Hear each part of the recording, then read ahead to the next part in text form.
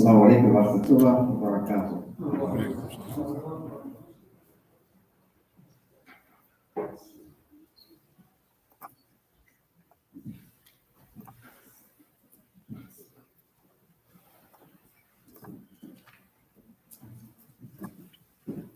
Allahu Akbar, Allahu Akbar. Allahu Akbar, Allahu Akbar. Ashhadu an la ilaha illallah. Ashhadu an la ilaha illallah. Ashhadu anna Muhammadar Rasulullah. Ashhadu anna Muhammadar Rasulullah. حي على السلام حي على السلام حي على الفلاح حي على الفلاح الله أكبر الله أكبر لا إله إلا الله.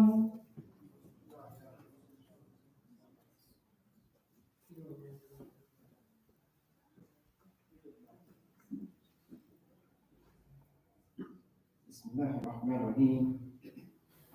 الحمد لله نحمده ونستعينه ونستغفره ونؤمن به وحده ونعوذ بالله من شرور انفسنا ومن سيئات اعمالنا واشهد ان لا اله الا الله وحده لا شريك له واشهد ان محمدا عبده ورسوله اما بعد اعوذ بالله من الشيطان الرجيم. بسم الله الرحمن الرحيم. Brothers and sisters, before the beginning of the theme of each khutbah, I ask that we remember our brothers and sisters throughout this ummah who may be suffering, whether we know the cause of the suffering or not. And each week, it seems to get more painful and more emotional to read about and reflect on the suffering that our brothers and sisters are going through without this ummah of the Prophet Muhammad sallallahu alaihi wasallam. And it's not to minimize the personal and family issues that any of us may be confronted with. It's not to minimize the importance and significance of the immediate country and area where we live. But it is to point out that we are a single ummah. And that Allah subhanahu wa ta'ala through the Prophet Muhammad sallallahu alaihi wasallam has made it clear that if you and I are able to go to sleep at night and have awareness even about our next door neighbor not having enough food to eat, then we are in error. So there's no time in our life as being a part of this ummah that we can ignore, or we can just be insensitive to the suffering of others. And what you and I have been witnessing over the past few months is a kind of suffering that few times in an individual nation's history do you see the kind of genocidal devastation that's going on throughout Palestine, going on West Bank, going on in Gaza. And we can look around the world and we see that those claiming to be Muslims are just because for whatever reason they say that what you are doing and the way that you're doing is not suitable to the way that I understand Islam or practice Islam. So like in Iran on Thursday, a group would take credit for putting a bomb in a marketplace and taking the lives of 84 human beings. Because my political or my religious understanding or philosophy is different than yours, somehow we as Muslims can justify murdering one another, putting bombs in a marketplace. Sometimes doing drive-by shootings at masjids. You know where I'm talking about. I'm not making this stuff up. So if we have reached a level of insensitivity that what we're seeing that's going on in Philistine is just business as usual. It's been going on since 1948.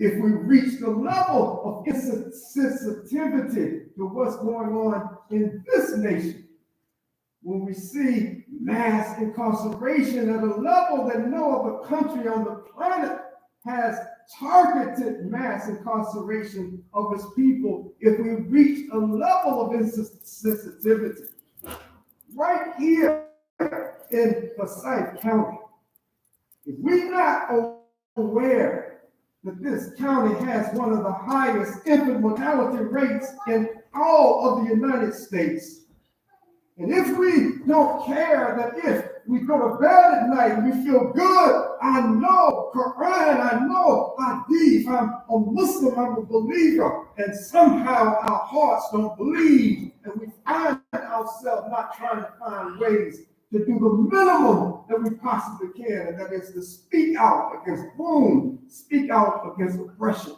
then I say, starting with myself, that I'm living a Muslim life, that I'm living a life that I just see the trappings of Islam. Somehow I miss the essence of what this deen is all about. It's about subservience to Allah subhanahu wa ta'ala. It's about taking care of each other, doing whatever we can to relieve the suffering of our brothers and sisters, no matter where it may be. So today, remember again our brothers and sisters in Philistine. Next time you turn on the news and they say that, there's only about 25 to 30% of the population of Gaza today that is known to be alive. The rest of them are up under rubble, or we've taken their bodies and put them in mass graves. The next time we look at news, don't get desensitized to what we are seeing. If that starts to happen, quit watching the news. Watch it every month, because every time we see something, another human being oppressing another of Allah subhanahu wa ta'ala's creatures, it should hurt us, it should pain us. But not only pain us, it should cause us at least minimally to make dua for those who are suffering, whether we know they're suffering or not. The nature, the reason, the cause, whether we know it or not, ask Allah subhanahu wa ta'ala to protect those in this ummah who are suffering. Brothers and sisters, I'm not going to take much of your time, but I want to just put these few words in a context. And the context is that the suffering that we're seeing is particularly in Gaza today, that is not just a suffering that the people of Gaza are undergoing. It's a suffering that all of us are undergoing. And just like children and babies, you look at TV and you see these little kids uncontrollably shaking. That they can't stop shaking because what is happening to them and those around them, their loved ones, they can't comprehend. They're too young to be able to comprehend what's going on. But you and I are suffering as well, witnessing this and trying to figure out what can we do. And definitely we can make dua if we can't do anything else. Brothers and sisters, the ummah of the Prophet Muhammad today, in so many parts of the Muslim majority world, and even in countries where we have significant Muslim populations, that the Muslim ummah today is living in fear in so many places that sometimes we're just kind of bracing ourselves and wondering, when is this calamity going to befall us? When is it going to come down on us? When is it our turn? Is it going to take a fascist maniac to get elected as president of the United States to bring that kind of devastation on us right here in the United States? brothers and sisters, when we look at the history of Islam, starting with the movement of Islam under the leadership of the Prophet Muhammad sallallahu alaihi wasallam, what we find is a history that Allah subhanahu wa ta'ala reminds this ummah through the Prophet Muhammad sallallahu alaihi wasallam.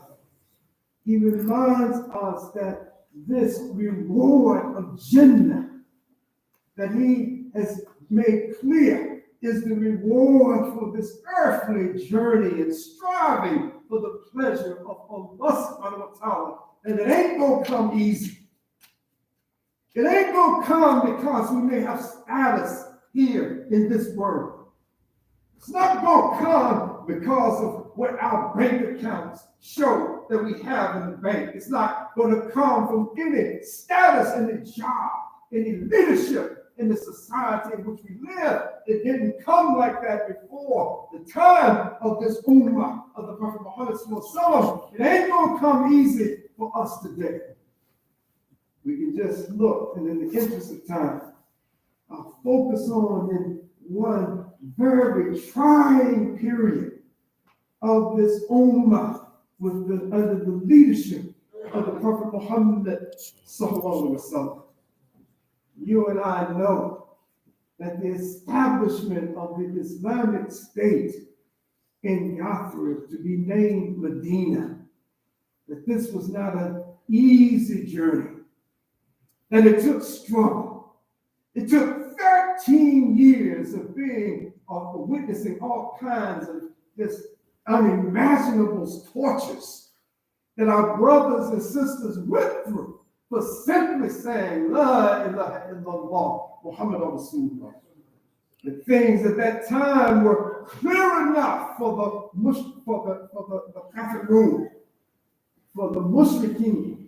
It was clear enough for them, no matter what their station was in life, at the time of the revelation of the Quran, regardless of the complexity or the simplicity of the society, they understood what La ilaha illallah Muhammad Rasulullah meant. They understood when that message to the Prophet Muhammad was that everything else is of a secondary or tertiary level compared to La ilaha illallah. Nothing else can trump this one expression. Nothing. No matter who is saying whatever they're saying, nothing is more significant in this world and in the next than the declaration and belief that there is no God but Allah subhanahu wa ta'ala. And because of this, we owe full allegiance and dedication to Allah, and that Allah subhanahu wa ta'ala is the perfect example for us to follow if we believe in Allah and the last day. And I want to just take a few minutes to look at this period, the 5th year after the Hijrah, the migration. It wasn't a voluntary migration, it was a forced migration. That Allah subhanahu wa ta'ala, through the leadership of the Prophet Muhammad sallallahu alaihi wasallam, the Prophet Muhammad sallallahu alaihi wasallam understood, if we stay here in Mecca, there won't be anybody on earth to worship Allah subhanahu wa ta'ala. We got to move, we got to go somewhere. If you read the history of the time and read the history of the cities, Yathrib was not the first choice of the Prophet Muhammad sallallahu alaihi wasallam. The Prophet Muhammad sallallahu alaihi wasallam was a shrewd tactician under the guidance of Allah subhanahu wa ta'ala. He was a wise man before, but that went to a totally different level after the revelation and the guidance of Allah subhanahu wa ta'ala directed the Prophet Muhammad sallallahu alaihi wasallam. In his estimation, when we read these sources, it tell us that he was looking, where can we migrate to where there is a strong Arab tribe on this Arabian Peninsula? Where can we go? that if the people embrace Islam, it will strengthen Islam. That just because those people became Muslim, this movement to establish Allah's way of life on this earth will be much stronger. And without going into a lot of detail, Allah subhanahu wa ta'ala guided the Prophet Muhammad sallallahu to Yathrib, not his just going on his way. He's saying that this would be the best place. He wanted a strong Arab tribe that would strengthen the Islamic movement. And what do you see in Yathrib before the migration? You see two Arab tribes fighting like crazy, cats and dogs against each other. They're warring with one another. They can't concentrate on anything else because they're fighting amongst themselves.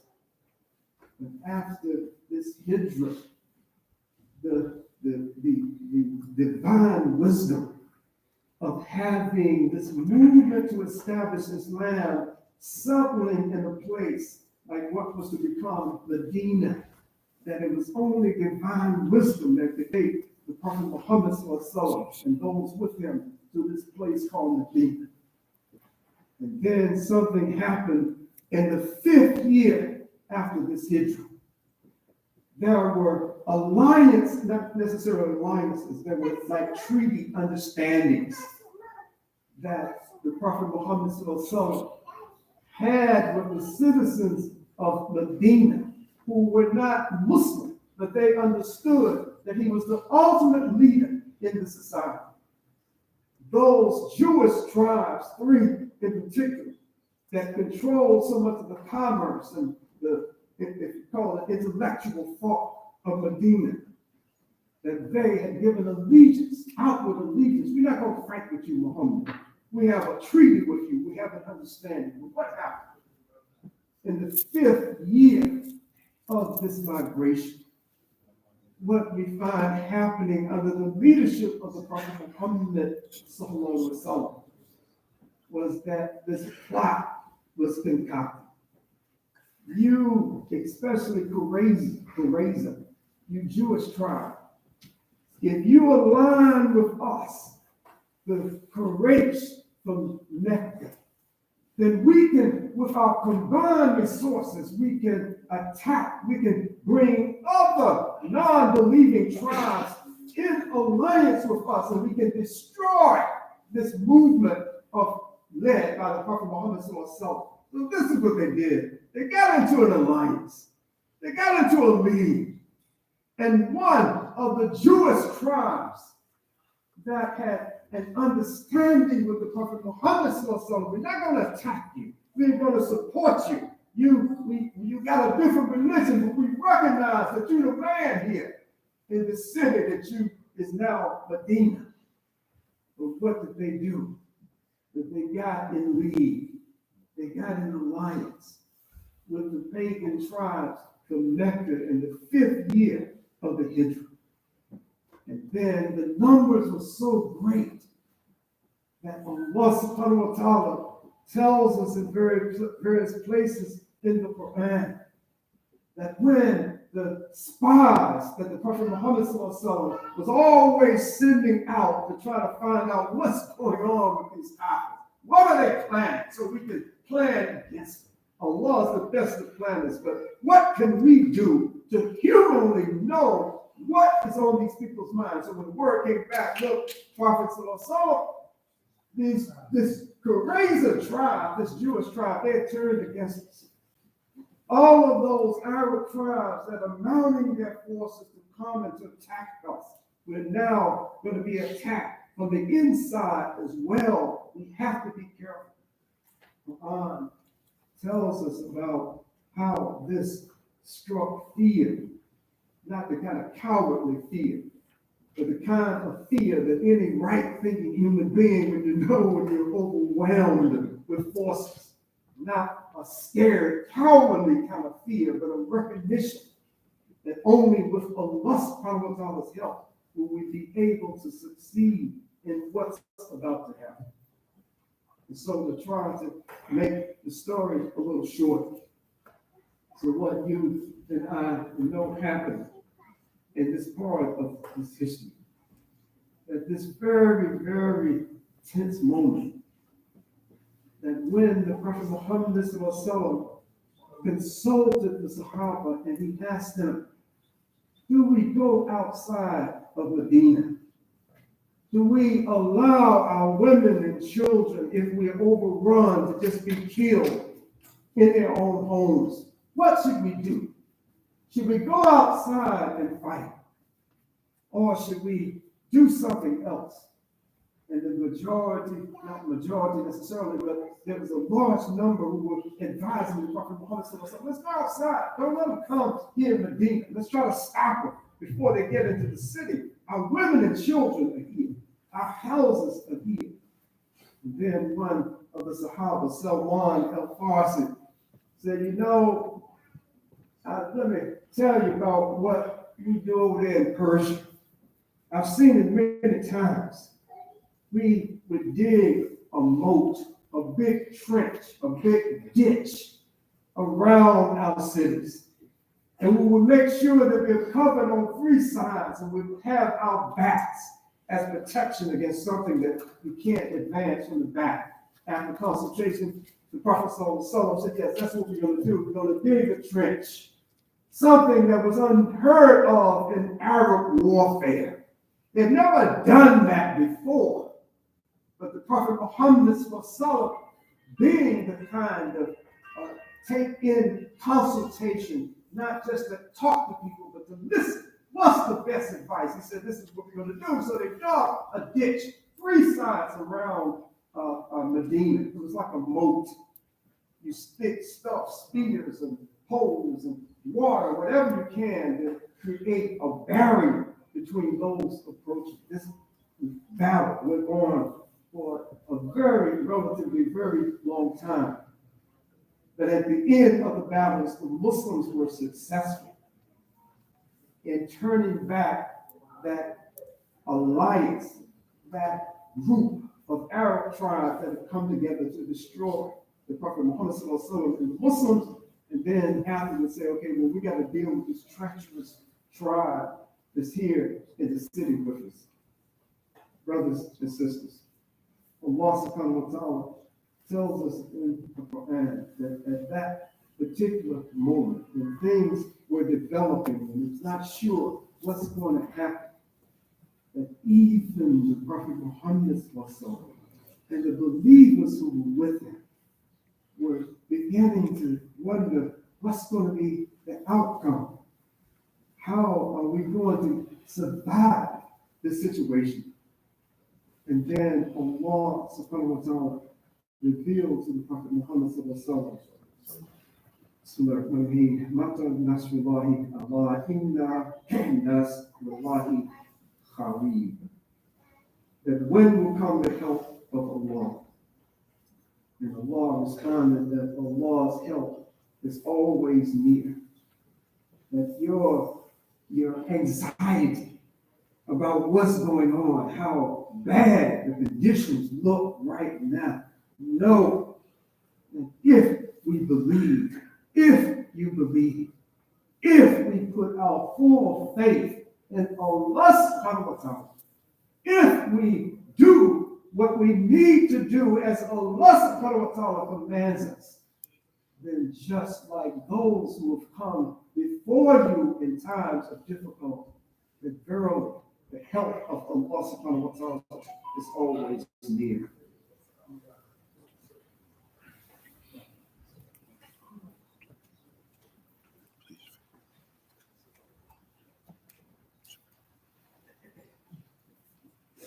ربنا آتنا في الدنيا حسنة وفي الآخرة حسنة وقنا عذاب النار. Brothers and sisters, the lessons that we can learn from previous generations of believers and how they endured what seemed to be incomparable circumstances and conditions.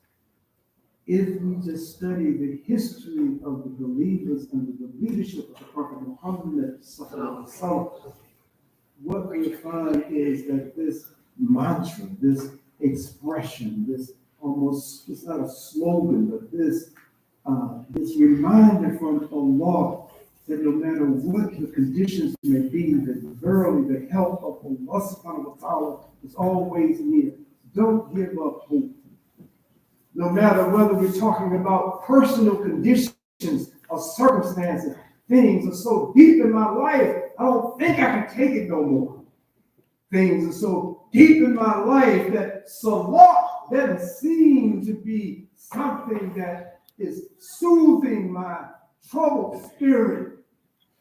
Allah subhanahu wa ta'ala reminds us to hold on to this rope altogether. Verily, the help of Allah subhanahu wa ta'ala is always near. That it may not seem like it in our individual, in our personal lives. We may be confronting circumstances and conditions that it feels like it's going to break our back. I don't know how much longer I can handle what Allah subhanahu wa ta'ala is testing me with. Then when Shaitan gets in our ear and we start listening, well, maybe I remember back in the day when I used to drink this alcohol and my nerves were a little frazzled. But I just drink a little bit of this wine, if I drink a little bit of this liquor, I go out there and just indulge myself just for one night. Let's just go back and forget about this guidance that I've been trying to follow. Let me forget that for one night. Then maybe I can get some of this pressure from the test that Allah subhanahu wa ta'ala is putting me under. And so I'll end on this particular note, and it's something that we have said before in Jumah Khutbah. If we need a living, a visible example of holding on to the faith and the rope of Allah subhanahu wa ta'ala, if we need to see people who are undergoing conditions on a minute-to-minute basis that probably none of us in our entire lives will ever experience such conditions. If you want to watch television and news, look at social media. Look at what's happening to the Palestinian people today. Be inspired by how they are, when they're interviewed, no matter what condition they may be interviewed with, be inspired by what is coming out of their mouths. These Western reporters are running up to them. What do you think about Hamas now? What do you think? What are your Muslim brothers that have airplanes and bombs, and some even have nuclear weapons? What do you think about them? That this is happening to you and they're not doing anything. And what are these people saying almost without exception? What they're saying is that we trust in Allah subhanahu wa ta'ala. From Allah we come, and to Allah we will return.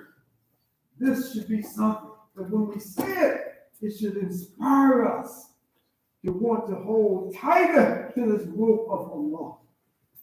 It should make us not be so depressed and down when we realize that for every human life that's being taken over there in Gaza, all of these innocent men, women, and children that are being bombed off the face of the earth, if I understand anything about this deen, my understanding is that they're not waiting for us on Yom Kippur to have it determine whether or not they're going to make it to Jannah or not.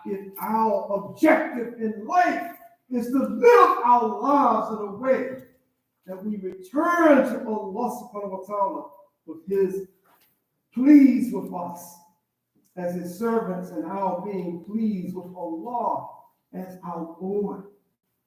Then we will look at the sacrifices, unintended sacrifices. These innocent people are not shooting rockets at the people who are committing the genocide against them.